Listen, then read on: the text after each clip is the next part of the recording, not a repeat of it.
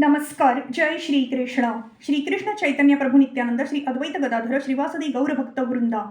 Rejuvenating text 3, text 4 and text 5 of chapter 1, the activities of Maharaj Priyavrat of 5th canto, the creative impetus of Srimad Bhagavatam. Text 3, Mahatam Khalu Viprarishe Uttam Shloka Padayoh Chaya Nirvrita Chittanam Na Kutumbe Spruha Matiho. Elevated Mahatmas who have taken shelter of the lotus feet of the Supreme Personality of Godhead are fully satiated by the shade of those lotus feet. Their consciousness cannot possibly become attached to family members. Shri Narottam Das Thakur has sung Nitai Padakamal Koti Chandra Sushitala Ye Chayaya Jagat Judaya.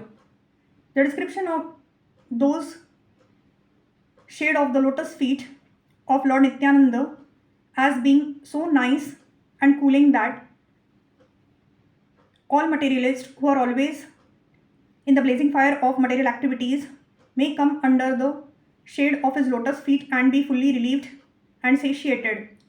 The distinction between family life and spiritual life can be experienced by any person who has undergone the tribulations of living with a family.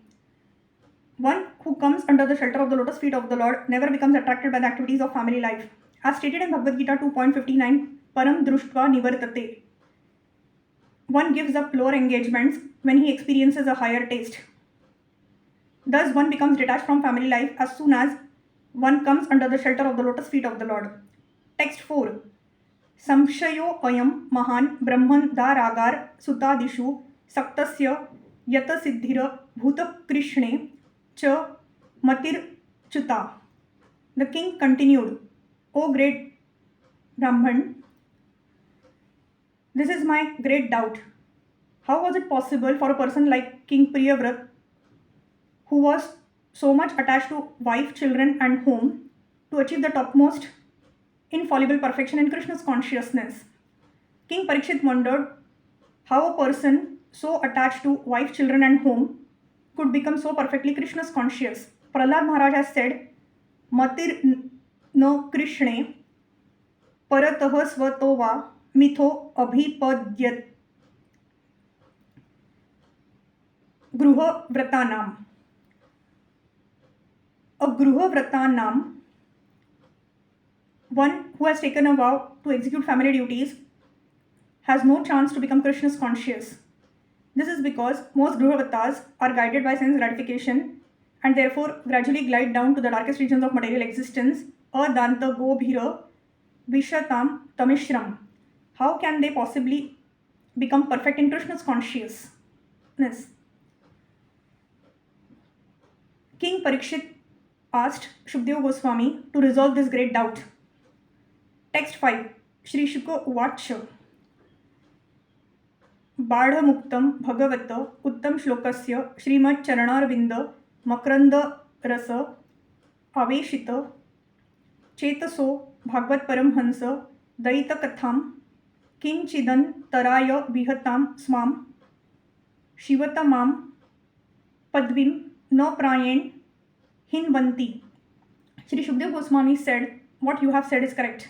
The glories of the Supreme Personality of Godhead, who is praised in eloquent transcendental verses by such exalted personalities as Brahma, are very pleasing to great devotees and liberated persons. One who is attached to the nectarian honey of the Lord's lotus feet and whose mind is always absorbed in his glories may sometimes be checked by some impediment, but he still never gives up the exalted position he has acquired.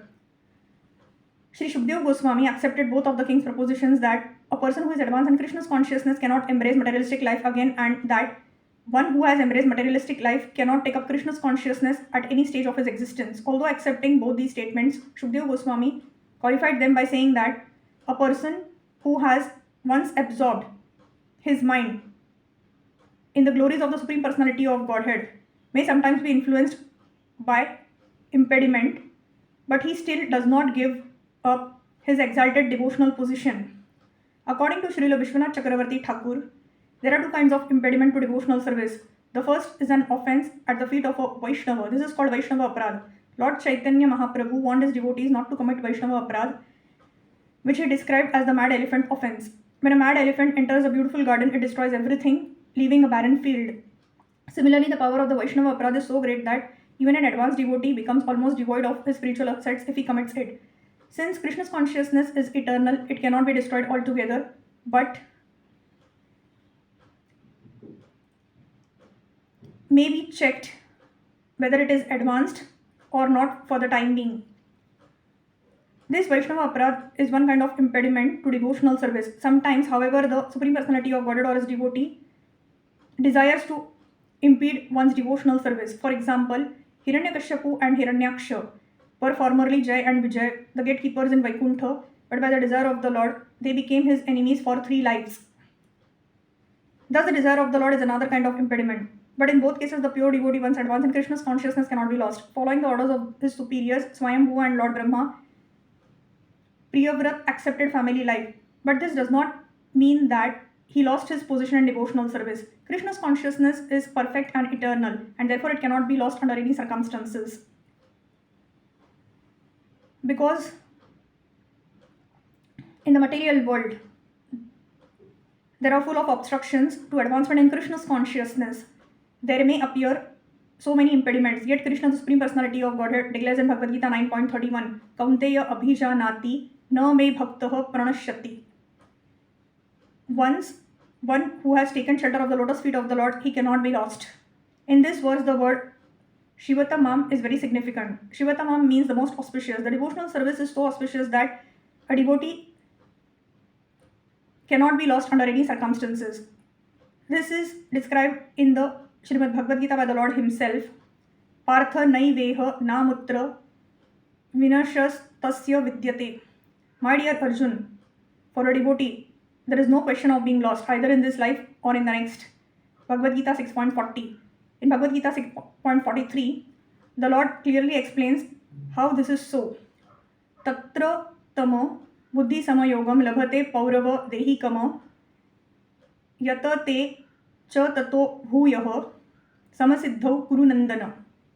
By the order of the Lord, a perfect devotee sometimes comes to this material world like an ordinary human being. Because of his previous practice, such a perfect devotee naturally becomes attached to devotional service apparently without cause. Despite of all kinds of impediments, due to surrounding circumstances, he automatically perseveres in devotional service and gradually advances until he once again becomes perfect. Bilvangala Thakur had been a great devotee in his previous life, but in his next life he became greatly fallen and was attached to a prostitute. Suddenly, however, his entire behavior was changed by the words of the prostitute who had so much attracted him, and he became a great devotee. In the lives of exalted devotees, there are many instances proving that once one has taken shelter of the lotus feet of the Lord, he cannot be lost. Kaunteya abhijanati na me bhaktah pranashyati. The fact is, however, that one becomes a devotee when he is completely freed from all reactions to sinful life. As Krishna states in Bhagavad Gita 7.28, Yesham tva antagatam papam jananam punya karmanam te dvandva moha nirmukto bhajatam mama dhrudhavrataho. Persons who have acted piously in previous lives and in this life, those who are sinful reactions are completely eradicated, and those who are freed from duality of illusion engage themselves in my service with determination. On the other hand, as Prahlad Maharaj said, Matir na Krishne paratah svato va mitho abhipadye gruhavrata nam. A person who is too attached to wife, children, home, family life has no chance to develop in Krishna's consciousness. These apparent contradictions are resolved in the life of a devotee by the grace of the Supreme Lord, and therefore a devotee is never bereft of his position on the path of liberation, which is described in this verse as Shivatamam Padvim. Hari Krishna, Krishna Krishna, Hare Hare, Hare Ram, Ram Ram, Hare Hare.